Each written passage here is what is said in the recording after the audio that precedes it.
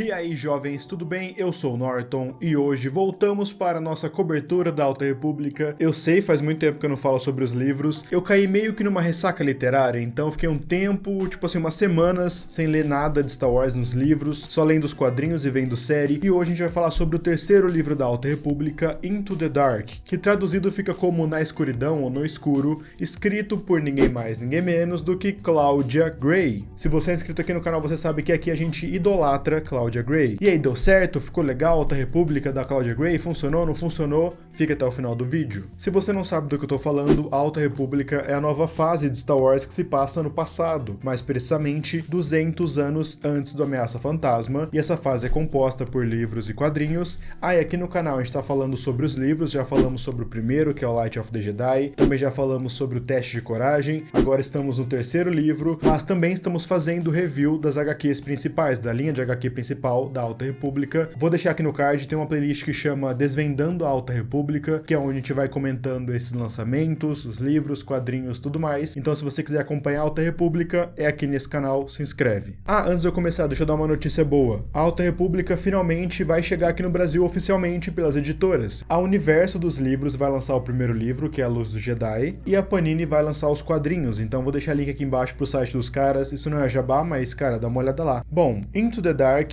corre de maneira paralela ao Light of the Jedi.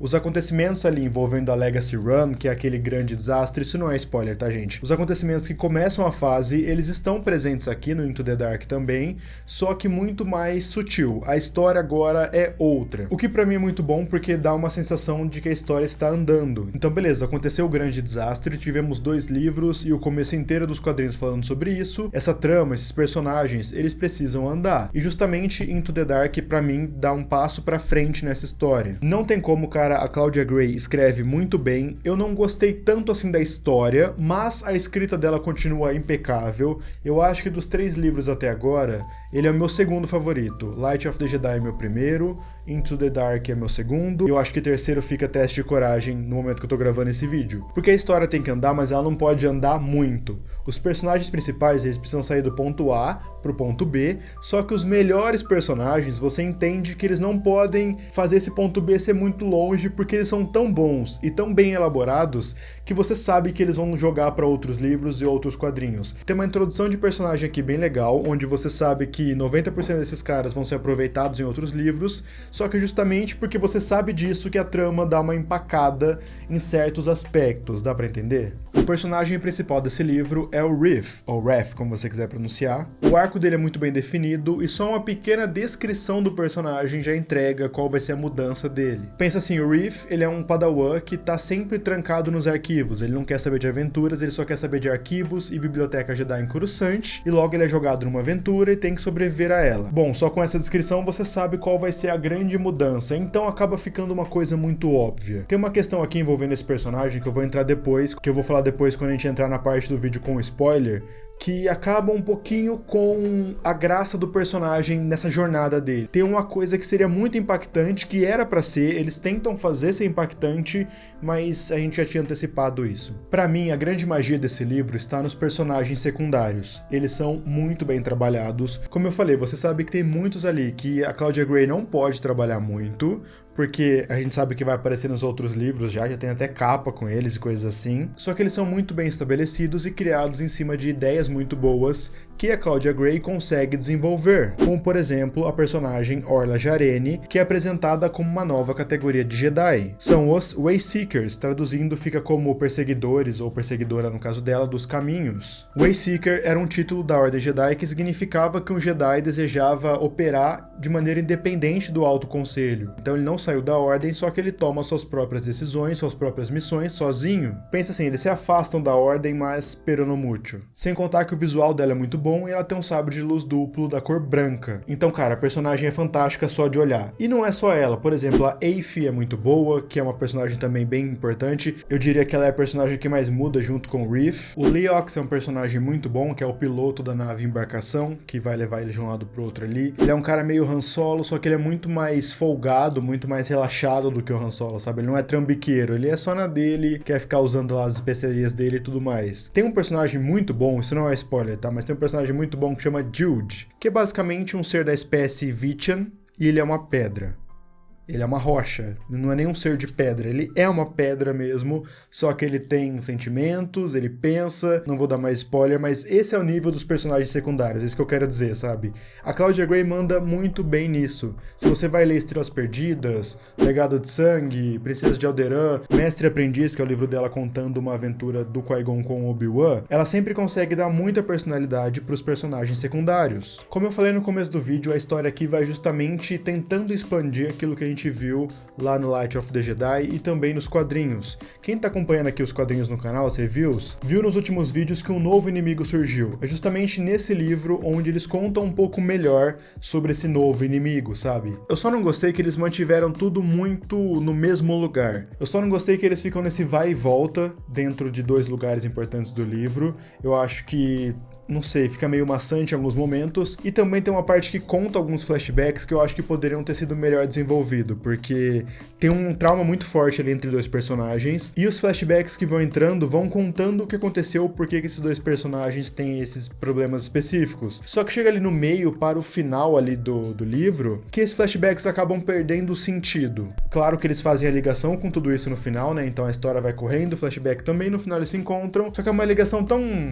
assim, tipo, sabe, não precisava. No geral, achei que é um ótimo livro. Eu acho que o ritmo dele se mantém diferente do Luz do Jedi, que o Luz do Jedi tem um ritmo muito disforme, assim, ele é frenético, depois ele para, depois ele é frenético. Esse livro, ele se mantém sempre no mesmo ritmo. E mais uma vez eu vou ressaltar que a escrita da Claudia Gray é muito boa, ela manda muito bem, então mesmo eu não gostando de certos elementos ali da história, eu gosto tanto da escrita dela que eu continuei lendo e continuei aproveitando numa boa. Ah, inclusive casa bem com situações que ela propõe lá no Mestre e Aprendiz, que esse sim é um livro fantástico dela. Ela começa a pincelar situações ali, momentos da galáxia, envolvendo economia, como que a galera tá ganhando dinheiro nesse momento conturbado da galáxia. Ela acaba casando esses dois temas nos dois livros. A partir desse momento, então, vamos para a parte com spoilers, porque eu quero comentar certos temas. A gente vai passar pela história do livro, né? Então prossiga por sua conta e risco, estou te avisando. Se você não leu ainda, vai lá ler, depois você volta, fechou? Vou esperar. Como eu falei pra vocês, a jornada do Reef, ela é legal de acompanhar, apesar de ser meio óbvia.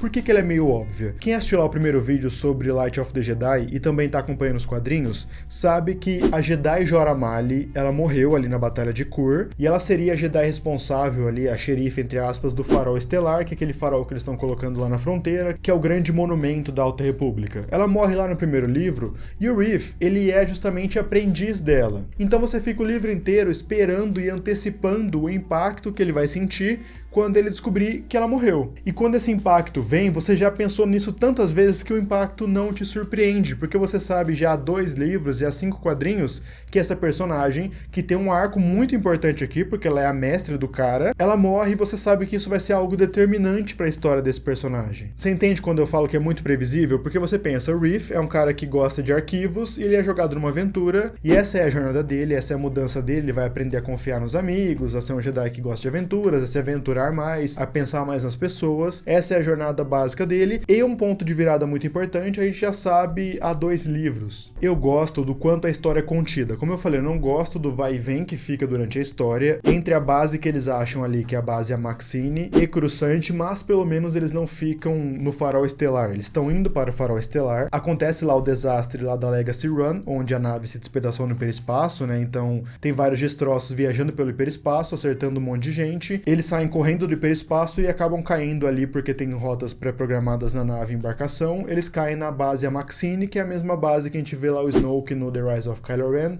e também vimos nos quadrinhos da Alta República. Só que eles ficam entre essa base e Coruscant, eles vão e voltam, sendo que a questão da base, ela é muito mais legal, porque se você vai mostrar Coruscant, a gente quer ver True Hard Coruscant, Templo Jedi, o que tem lá embaixo, até mostra um pouco mais ali do que tinha de Santuário Sith, só que é uma parte muito en passant, eles não podem falar muito sobre isso ainda, porque tenho certeza que eles vão trabalhar isso em The Acolyte, por exemplo, outras coisas assim, envolvendo o Sith, envolvendo o lado sombrio, então eles não podem se aprofundar em Coruscant. Só que em algum momento a base deixa de ser legal e eles voltam pra Coruscant pra depois voltar pra base. Aí você fala, cara, fica lá em Coruscant, é muito mais da hora. Isso rouba totalmente a atenção. Aqui nessa história também entendemos um pouco melhor sobre os Drengir, que são os vilões que nós vimos lá nos quadrinhos. Toda aquela história que aquele Drengir conta no quadrinho, como eles foram acordados pelos Jedi, eles estavam numa base flutuando. mundo, é basicamente aqui que a gente vê essa história acontecendo. Só que também expande um pouquinho. Tem uma hora que o Reef, ele acaba caindo num planeta, bem rapidinho isso, coisa de um capítulo só, ele cai num planeta e esse planeta,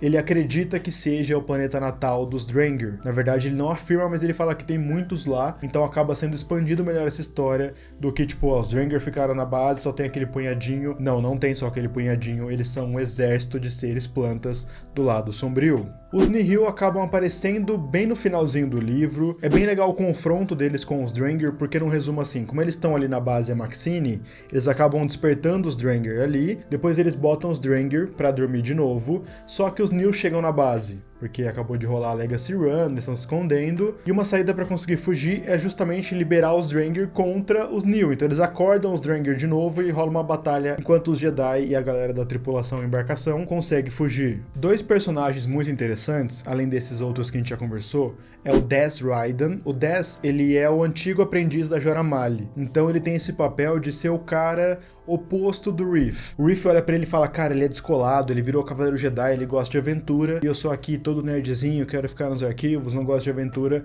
Ele tem esse papel. Depois, no meio do livro ali, o Dez acaba sendo capturado pelos Drengir e torturado, então ele volta malucão das ideias, querendo atacar o Reef, e acaba ficando por isso mesmo. O final dele é ele tentando se reencontrar com a Força, viajando por aí fazendo o voto Barash. Com o voto Barash, basicamente o Jedi se exila em algum lugar muito forte na Força, pra conseguir se reconectar com a Força de novo, porque a conexão dele está fraca com a Força. Só que um dos personagens mais interessantes é o Comac. O Comac, ele faz ali par com a Orla Jarene, inclusive em alguns momentos parece que rola um sentimento. Ele tá junto com ela num flashback de 25 anos atrás, que eu falei pra vocês que é meio desinteressante. Só que o mais legal desse personagem é que a Claudia Gray faz com que ele seja um mestre Jedi que não sabe lidar muito bem com os seus sentimentos. Ele questiona muito essa questão do luto. Por que eu não posso sofrer quando alguma pessoa próxima a mim morre? Como é que eu não posso chorar, não posso sentir raiva? Como que a Ordem Jedi meio que pede pra mim me controlar nesses momentos? Isso é uma discussão bem interessante. O mestre Comac Vitus, ele é bem interessante de ser explorado, e no final do livro ele vira mestre do Reef. Lembra que eu falei que a Jora Malli morreu? Ele que vai treinar o Reef agora. Então lembra que eu falei no começo do vídeo, onde tem personagens que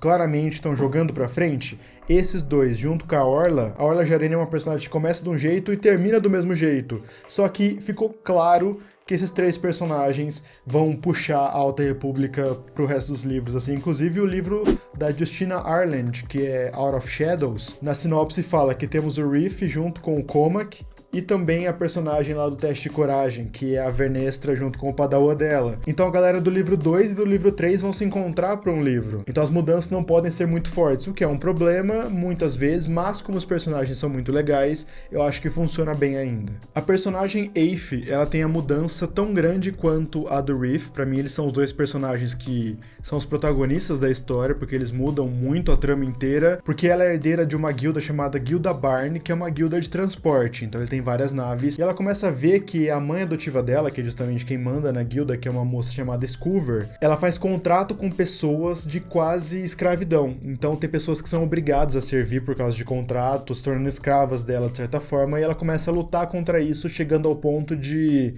denunciar a Scoover para a República, como trabalho escravo. O livro abre com ela querendo tomar o lugar da Scoover, tipo, aprender tudo, sabe? Colocando a Scoover num pedestal, e termina com ela meio que decidindo o que é certo. Não vou deixar isso acontecer, ela escraviza as pessoas, mas junto com o Reef, pra mim eles são os dois protagonistas, só que ela é muito mais interessante do que ele nesse sentido. Muito, muito mesmo. Bom, gente, é isso. Espero que vocês tenham curtido esse vídeo. Comenta aí embaixo, então, se você curtiu a história, se você não curtiu, você já leu Into the Dark, você achou legal, você achou mais ou menos. Se você curtiu o vídeo, deixa o like, por favor, fortalece muito o meu trabalho. Se inscreve no canal para você não perder mais nenhum vídeo. Vou deixar aqui na tela minhas redes sociais e também vou deixar aqui depois outros vídeos aparecendo, então você pode continuar maratonando o canal à vontade. Eu vou deixar aqui na descrição a playlist para a Alta República, para os nossos vídeos da Alta República, então você pode começar por ali. Eu sempre explico os quadrinhos, os livros, tal, tem um monte de coisa. Enfim, a Alta República é um momento muito da hora de Star Wars. Eu tô adorando. Comenta aí embaixo então o que você tá achando. É isso, gente. Muito obrigado por ter me ouvido até agora. Eu agradeço muito sua presença. Valeu e tchau!